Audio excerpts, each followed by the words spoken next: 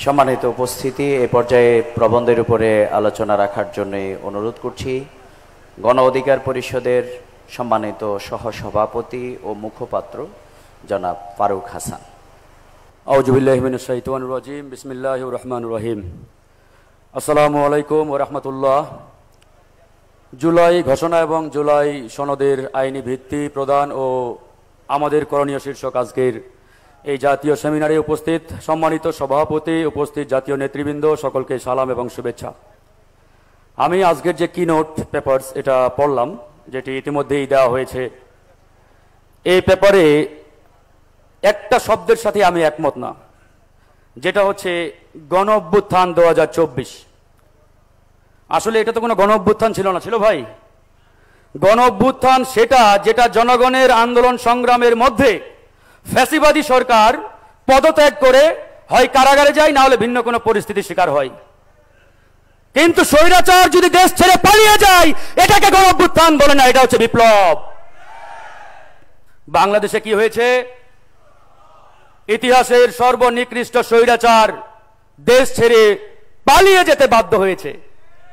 কিন্তু আমরা এটাকে বলতে পারি আমাদের এই বিপ্লব আমরা সম্পূর্ণ করতে পারি নাই, পরিপূর্ণ করতে পারি নাই। কেন হয় নাই? আমাদের সেই 5 আগস্টের মিছিল যখন বিজয় সরণি মরে গিয়ে স্টপ হয়ে গেল, থেমে গেল, সেখানে আমাদের বিপ্লবটি অসম্পূর্ণ রয়ে গেল।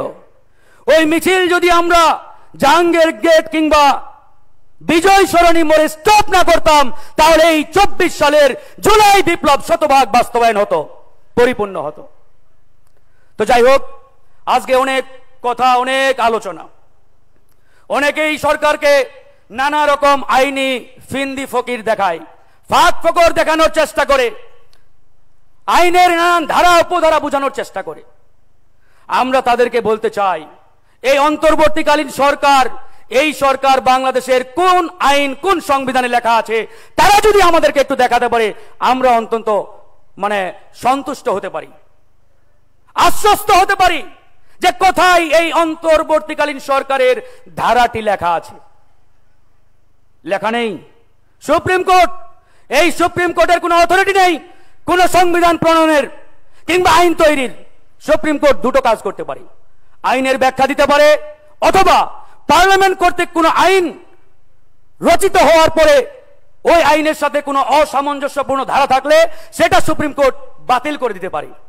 এর বাইরে সুপ্রিম কোর্টের কোনো অথরিটি নেই যে তারা আইন প্রণয়ন করবে কিংবা সংবিধান রচনা করবে। তাহলে এই যে অন্তর্বর্তীকালীন সরকার যারা আজকে দায়িত্বে বসেছেন, চেয়ারে বসেছেন, কোন আইনের বলি? আইন একটা আছে, সেটা হচ্ছে আল্লাহর পরে এই বাংলাদেশের মাটিতে সর্বময় ক্ষমতার অধিকারী জনগণ। সেই ছাত্র জনতা এই সরকারকে বৈধতা দিয়েছে। সেই ছাত্র জনতার বৈধতার ফলে আজকে এই সরকার চেয়ারে রয়েছে।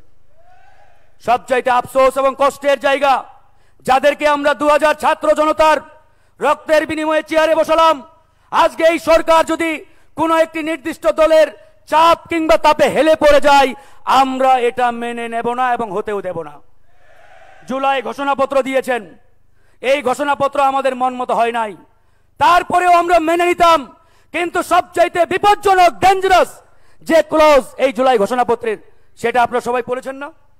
22 নম্বর ধারায় এই অন্তর্বর্তীকালীন সরকারের জুলাই ঘোষণাপত্রে লেখা আছে, এই ঘোষণাপত্র পরবর্তী নির্বাচিত সংসদ অর্থাৎ আগামীতে যারা সরকার গঠন করবে তারা তাদের সংস্কারকৃত সংবিধানের তফসিলে অন্তর্ভুক্ত করবেন।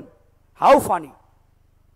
যদি পরবর্তী সরকারই করে, তাহলে এই যে আপনারা আমাদের নিয়ে 2 মাস আলোচনা করলেন, 1 মাস টানা ঐক্যমত্য কমিশনে মিটিং করলাম, এই তামাশা করার দরকারটা কি ছিল ভাই?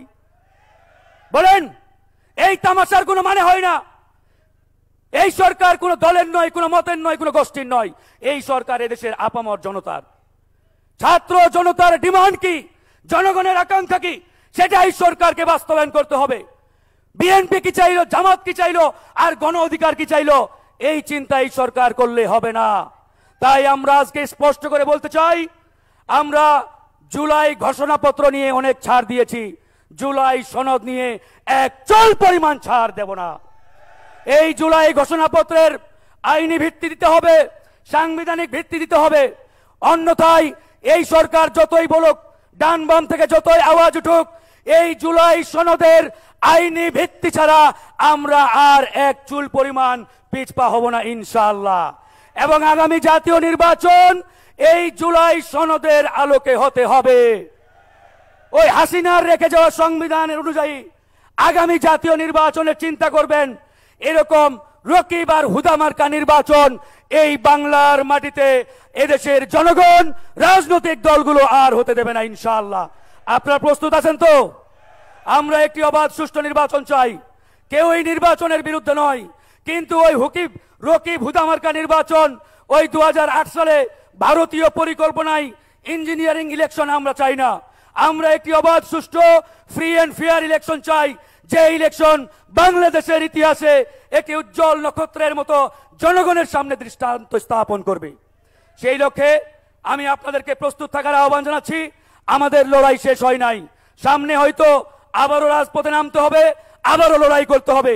তবে একটা কথা বলেই শেষ করব, আমরা ইতিহাসের সবচাইতে বড় ফেরাউন, লেডি ফেরাউন খুনি হাসিনাকে ভয় পাই নাই।